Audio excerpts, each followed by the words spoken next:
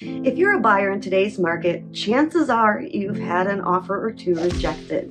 But you may be wondering, why was my offer rejected? I offered a really great price. Believe it or not, there are other terms in the offer that are equally as important to the seller as price.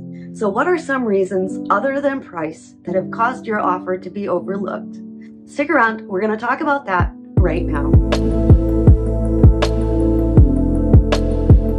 Hello everybody, welcome back to my channel. I'm AnnemarieLaTulip with eXp Realty. If you like my videos, go ahead and click that little red subscribe button. Okay, let's get started. What is it about an offer, besides price, that could cause a seller to overlook your offer? Number one, it could be your dates. For example, if you have spread out dates. Now, a lot of buyers in this market are still waiving their home inspections, but in a normal market, home inspections would be pretty normal. The average time for a home inspection is about 7 days. But if you put more than that on your offer, 14 days, or you wanted to wait maybe 30 days before signing a purchase and sale agreement, that's not going to fly with the seller. The seller wants the dates nice and tight. If you are doing a home inspection, 7 days. Then a few days later, go right to purchase and sale. Mortgage commitment, maybe 3 weeks after the purchase and sale is signed. Tight dates like that ensure the seller that you've got your ducks in a row and you're ready to move forward. So you might say, well, we're not closing for another 3 months. Doesn't matter. You still want those dates to be nice and tight in the beginning so that you know you have mortgage commitment and the seller isn't waiting 2 or 3 months to know that the deal is definitely moving forward. So keep those dates tight. Number two, your earnest money deposit. Now, $500 with the offer and another $5,000 with the purchase and sale agreement is not going to fly. Not in this market. You need to show the seller that you have skin in the game. That earnest money shows the seller how serious you are and how financially qualified you are to buy the property.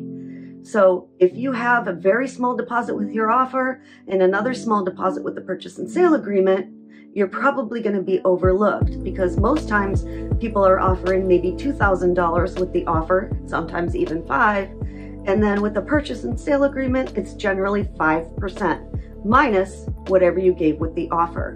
So keep that in mind. Make sure your earnest money deposits are significant. Number three, your lender, your pre-approval. Who is your pre-approval from? Is it from a reputable lender? Have we heard of them? Is it a big institution like Wells Fargo or Bank of America? I'm going to tell you that as agents, it's very difficult working with a loan officer from Bank of America or Wells Fargo or institutions like that because there are so many different people involved. It's very difficult to have the one contact person to sort of be with you through the entire transaction. So that is a reason why your offer could be overlooked. If it's a loan officer that nobody's heard of, that's another reason that your offer could be overlooked. If it's an online company like Quicken or like Rocket Mortgage or Lending Tree, any of those online companies aren't local. That can be a red flag to a listing agent. Of course, we want a loan officer that knows the area, knows the local trends, knows the properties, and can be a valuable partner throughout the transaction. And number four, if you ask for too many things. In this market, nobody's asking for the seller to pay closing costs. It's just not happening. It used to be in an even market that was pretty commonplace, but not right now. Don't ask for things like closing costs. Don't ask for the seller to pay for your moving expenses. Don't ask the seller to, leave pool tables behind or flat screen TVs. If you want your offer to stand out, it needs to be as clean as possible. And of course, if you're competing with a cash offer, even though yours was higher, the seller may want to go with the cash offer just because then there's no bank to deal with, there's no appraisal, everything is set from the beginning and we don't need a bank approval. So while the market is shifting, we are still in a competitive market. Here in Massachusetts, we're still seeing bidding wars, multiple offers, offer deadlines. So if you're a buyer, make sure you keep those offers clean, have a valid pre-approval with a reputable lender, make sure you have enough money for a good earnest money deposit, and don't ask the seller for anything crazy.